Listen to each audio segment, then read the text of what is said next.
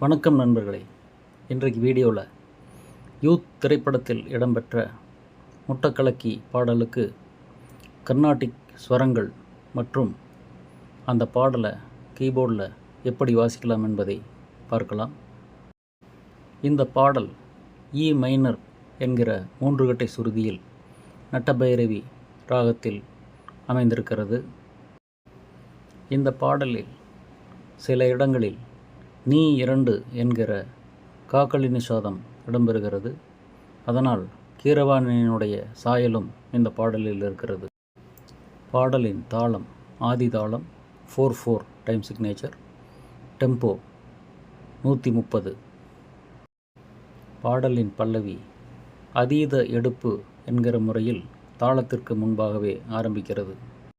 சரணம் தாளத்தில் ஓர் இடம் தள்ளி ஆரம்பிக்கிறது.